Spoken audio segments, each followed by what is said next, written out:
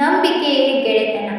ನೊಂದಾಗ ಸಮಾಧಾನ ಹೇಳಿ, ಬಿದ್ದಾಗ ಮೇಲೆತ್ತುವುದೇ ನಿಜವಾದ ಸ್ನೇಹ. ಒಂದು ಒಳ್ಳೆಯ ಪುಸ್ತಕ ಒಬ್ಬ ಒಳ್ಳೆಯ ಗೆಳೆಯನಿದ್ದಂತೆ ಎಂದು ಸ್ವಾಮಿ ವಿವೇಕಾನಂದರು ಹೇಳಿದ್ದಾರೆ. ಒಳ್ಳೆಯ ಗೆಳತಿಯೊಬ್ಬಳು ನಮ್ಮ ಇಡೀ ಜೀವನವನ್ನು ಸುಂದರವಾಗಿಸಬಲ್ಲಳು. ಜೀವನದಲ್ಲಿ ಎದುರಾಗುವ ಕಷ್ಟ ನಷ್ಟಗಳನ್ನು ಸಹೃದಯಗಳೊಂದಿಗೆ ಮಾತ್ರ ಹಂಚಿಕೊಳ್ಳಬಹುದು. ಅವರ ಸಲಹೆಗಳಿಂದ ಧೈರ್ಯ, ಸ್ಫೂರ್ತಿ ಸಿಗುವುದು. ಸುಮಧುರ ಸಂಬಂಧವಾದ ಸ್ನೇಹಕ್ಕೆ ಗೌರವ ನೀಡುವ ದಿನ ಇಂದು. ಮನಸ್ಸುಗಳ ಬಾಂಧವ್ಯವೇ ಗೆಳೆತನ. ನಮ್ಮ ನಗುವಿಗೆ, ಕಣ್ಣೀರಿಗೆ ಸಾಥಿಯಾಗಿ ನಮ್ಮೊಂದಿಗೆ ಬೆರೆಯುವ ಆ ಮತ್ತೊಂದು ಮನಸ್ಸಿನ ರೂಪವೇ ಸ್ನೇಹ. ಆ ಮನಸ್ಸಿನಿಂದ ಸಿಗುವ ಕಾಳಜಿ, ಆತ್ಮೀಯತೆ ಮತ್ತು ಸಂತೋಷವೇ ಗೆಳೆತನದ ಆಹ್ಲಾದಕ್ಕೆ ಸಾಕ್ಷಿ. ಪರಿಶುದ್ಧ, ನಿಸ್ವಾರ್ಥ ತ್ಯಾಗದಿಂದ ಕೂಡಿದ ನಿಷ್ಕಲ್ಮಶವಾದ ಸ್ನೇಹ ಸಮಾಜಕ್ಕೆ ಒಳಿತನ್ನು ಮಾಡುತ್ತದೆ. ಸ್ನೇಹದಲ್ಲಿ ಅಹಮ್ಮಾಗಲಿ ದ್ವೇಷವಾಗಲಿ ಸುಳಿಯಲೇಬಾರದು. ನಮ್ಮ ಸ್ನೇಹ ಸರಿಯಾದ ಮಾರ್ಗದಲ್ಲಿ ನಡೆಯಲು ಸಹಕಾರಿಯಾಗಬೇಕು. ನಾವು ನಮ್ಮ ವ್ಯಕ್ತಿತ್ವವನ್ನು ಉತ್ತಮಪಡಿಸಿಕೊಳ್ಳುವಂತಿದ್ದು, ನಾವು ಮಾಡುವ ಸ್ನೇಹ ನಮಗೆ ದಾರಿದೀಪವಾಗಬೇಕು. ನಮ್ಮನ್ನು ಕತ್ತಲಿನಿಂದ ಬೆಳಕಿನೆಡೆಗೆ ಕೊಂಡೊಯ್ಯುವಂತಿರಬೇಕು. ನಿನ್ನ ಸ್ನೇಹಿತರನ್ನು ತೋರಿಸು, ನಿನ್ನ ಗುಣವನ್ನು ಹೇಳುತ್ತೇನೆ ಎಂಬ ಮಾತಿದೆ. ನೋವಿನಲ್ಲಿ, ನಲಿವಿನಲ್ಲಿ, ಕಷ್ಟದಲ್ಲಿ, ಸುಖದಲ್ಲಿ ಸ್ಪಂದಿಸುವಂಥ ಹೃದಯವಂತಿಕೆ ಸ್ನೇಹದಲ್ಲಿ ಇರಬೇಕು.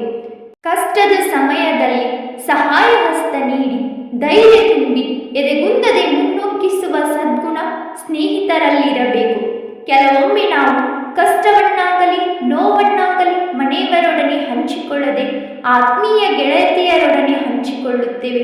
ಸ್ನೇಹಿತರಾದರೆ ಆ ಗೆಳತಿಯು ನೋವನ್ನು ಅರಿತು ಪರಿಹಾರವನ್ನು ಸೂಚಿಸಿ ಮಾರ್ಗದರ್ಶಕರಾಗಿ ಸ್ನೇಹಕ್ಕೆ ಒಂದು ವ್ಯಾಖ್ಯಾನ ನೀಡುತ್ತಾರೆ. ಇಂದಿನ ದಿನಗಳಲ್ಲಿ ಎಂದಿನಂತೆ ಸ್ನೇಹಕ್ಕೆ ಒಂದು ನಿಖರವಾದ ಅರ್ಥವನ್ನು ನೀಡುವುದು ಕಷ್ಟವಾಗಿದೆ. ಏಕೆಂದರೆ ಇಂದಿನವರು ಸ್ನೇಹ ಎಂಬುದರ ಅರ್ಥವನ್ನು ಆಳವಾಗಿ ಅರಿತುಕೊಳ್ಳಲು ಇಷ್ಟಪಡುವುದಿಲ್ಲ. ಕೆಲ ಸ್ನೇಹಿತರು ಬಾರ್ಗೆ ಸೀಮಿತವಾದರೆ, ಇನ್ನು ಕೆಲವು ಸ್ನೇಹಿತರು ಟೈಮ್ ಪಾಸಿಗೆ. ಅಲ್ಲಿ ಯಾರ ಮೇಲೂ ಯಾರಿಗೆ ನಂಬಿಕೆ ಇರುವುದಿಲ್ಲ. ಶೇಕ್ ಹ್ಯಾಂಡ್ ಕೊಡುತ್ತಿರುವಾಗ ಮನಸ್ಸಿನಲ್ಲಿ ಇನ್ನೇನೋ ಸಂಚು ನಡೆಯುತ್ತಿರುತ್ತದೆ. ಪ್ರಾಮಾಣಿಕವಾಗಿ ಸ್ನೇಹಿತರಾಗಿ ಸ್ನೇಹವನ್ನು ಉಳಿಸಿಕೊಳ್ಳುವವರು ಅತಿ ಕಡಿಮೆ ಜನ. ಮಹಾಭಾರತದಲ್ಲಿ ದುರ್ಯೋಧನ ಮತ್ತು ಕರ್ಣನ ನಡುವಿನ ಸ್ನೇಹವನ್ನು ಪ್ರಪಂಚವೇ ಹೊಗಳಿದರೂ ದುರ್ಯೋಧನನಲ್ಲಿ ಸ್ನೇಹದ ಜೊತೆಗೆ ಸ್ವಾರ್ಥವೂ ಕೂಡಿತು. ಆದರೆ ಕರ್ಣನ ಸ್ನೇಹದಲ್ಲಿ ಕಿಂಚಿತ್ತೂ ಕಲ್ಮಶವಿರಲಿಲ್ಲ. ರಾಜ್ಯವನ್ನು ಕೊಟ್ಟು ಸ್ನೇಹ ಹಸ್ತ ಚಾಚಿದ ದುರ್ಯೋಧನನಿಗೆ ಕರ್ಣ ಕೊನೆಯುಸಿರಿರುವವರೆಗೆ ಸ್ನೇಹಕ್ಕೆ ಎರಡು ಬಗೆಯಿದೆ. ಮಹಾಭಾರತದಲ್ಲಿ ಉನ್ನತ ಸ್ಥಾನವನ್ನು ಪಡೆಯುತ್ತಾನೆ.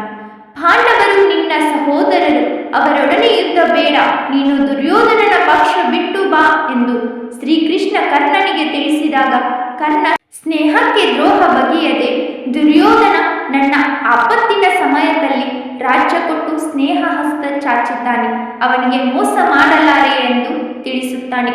ಅಂದು ಕರ್ಣ ದುರ್ಯೋಧನನಿಗೆ ತೋರಿಸಿದ್ದು ಎಂತಹ ನಿಸ್ವಾರ್ಥ ಸ್ನೇಹ ಅಲ್ಲವೇ? ಶ್ರೀಕೃಷ್ಣ ಕುಚೇಲ ಬಾಲ್ಯದಿಂದಲೂ ಆತ್ಮೀಯ ಸ್ನೇಹಿತರು. ಕುಚೇಲ ತನ್ನ ಬಡತನದಿಂದ ಕುಕ್ಕಿ ಸ್ನೇಹಿತನಾದ ಶ್ರೀಕೃಷ್ಣನಿಗೆ ಕೊಡಲು ತಂದಿದ್ದ ಅವಲಕ್ಕಿ ಹೇಗೆ ಕೊಡುವುದೆಂದು ಯೋಚಿಸುತ್ತಿರುವಾಗ ಕೃಷ್ಣ ತಾನೇ ಬಂದು ಮುಷ್ಟಿ ಅವಲಕ್ಕಿ ತಿಂದು ಸ್ನೇಹಿತನಲ್ಲಿದ್ದ ಹಿಂಜರಿಕೆಯನ್ನು ಹೋಗಲಾಡಿಸಿ ಬೇಕಾದ ಸಂಪತ್ತನ್ನು ಕೊಟ್ಟು ನಿಷ್ಕಲ್ಮಶವಾದ ಸ್ನೇಹವನ್ನು ಪ್ರಕಟಿಸುತ್ತಾನೆ. ಬಾಲ್ಯದ ಗೆಳೆತನ, ಉದ್ಯೋಗದ ಸ್ಥಳದಲ್ಲಿನ ಸ್ನೇಹಿತರು, ಹೊಸ ಮಿತ್ರರು, ಇವರೆಲ್ಲರೂ ಆತ್ಮೀಯ ಗೆಳೆತನ ಉಳಿಸಿಕೊಂಡು ಹೋಗುವುದು ಕೆಲವೊಮ್ಮೆ ಸಾಧ್ಯವಾಗದೇ ಇರಬಹುದು. ಆದರೆ ನಂಬಿಕೆ ಇಟ್ಟು ಸ್ನೇಹಿತನಿಗೆ ಎರಡು ಬಗೆಯದೆ ಸದಾ ನಾನು ನಿನ್ನೊಂದಿಗಿದ್ದೇನೆ ಎಂಬ ಆತ್ಮವಿಶ್ವಾಸವನ್ನು ತುಂಬುವ ಗುಣ ಸ್ನೇಹಿತನಲ್ಲಿರಬೇಕು. ಅಂತಹ ಗುಣವನ್ನುಳ್ಳವರು ಸ್ನೇಹಿತರನ್ನಾಗಿಸಿಕೊಳ್ಳಬೇಕು. ಸ್ನೇಹದಲ್ಲಿ ಇರಬೇಕಾದದ್ದು ಒಂದೇ, ಅದೇ ಆತ್ಮವಿಶ್ವಾಸ. ಆದರೆ ಪ್ರೀತಿಯಲ್ಲಿ ಮಾತ್ರ ಸ್ನೇಹ ಹಾಗೂ ವಿಶ್ವಾಸ ಎರಡೂ ಇರಬೇಕಾಗುತ್ತದೆ. ಸ್ನೇಹ ನಿಜಕ್ಕೂ ನವಿರಾದ ಸಂಬಂಧ. ಸಾವಿರಾರು ಜನರು ನಮ್ಮ ವಿರುದ್ಧ ನಿಂತಾಗ ನಮ್ಮ ಪರವಾಗಿ ಒಬ್ಬರು ಸ್ನೇಹಿತರು ನಿಂತರೆ ಅವರೇ ನಿಜವಾದ ಸ್ನೇಹಿತರು. ಅದೇ ನೈಜ ಸ್ನೇಹ. ಹೀಗೆ ಸ್ನೇಹಕ್ಕೆ ನಾನಾ ಕವಿಗಳು ನಾನಾ ರೀತಿಯ ಭಾಷ್ಯ ಬರೆದಿದ್ದಾರೆ. ಸ್ನೇಹ ಯಾವಾಗ ಎಲ್ಲಿ ಬೇಕಾದರೂ ಮೂಡಬಹುದು. ನೋಡುತ್ತಿದ್ದಂತೆಯೇ ಬೆಳೆದು ಹೆಮ್ಮರವಾಗುತ್ತದೆ. ಆದರೆ ಅದೇ ಸ್ನೇಹ ನಮ್ಮ ಬೆನ್ನ ಹಿಂದೆ ಎಲ್ಲಿಯ ತನಕ ಇರುತ್ತೆ ಅನ್ನೋದಷ್ಟೇ ಮುಖ್ಯ. ಇಂದು ಜೊತೆಯಲ್ಲಿ ಸ್ನೇಹಿತರ ದಿನ ಆಚರಿಸಿದವರು ಮುಂದಿನ ವರ್ಷವೂ ಜೊತೆಯಲ್ಲೇ ಇರುತ್ತಾರೆ ಎನ್ನಲಾಗದು. ಆಗ ಇನ್ಯಾರೋ ಆ ಜಾಗದಲ್ಲಿ ಇರಬಹುದು. ನಮ್ಮ ಮನಸ್ಸೇ ಹಾಗೆ. ಕೆಲವೊಮ್ಮೆ ಯಾರೋ ಯಾಕೋ ಇಷ್ಟವಾಗುತ್ತಾರೆ, ಅವರೇ ನಮ್ಮ ಬೆಸ್ಟ್ ಫ್ರೆಂಡ್ ಅಂತ ತಿಳಿದುಕೊಳ್ಳುತ್ತೇವೆ.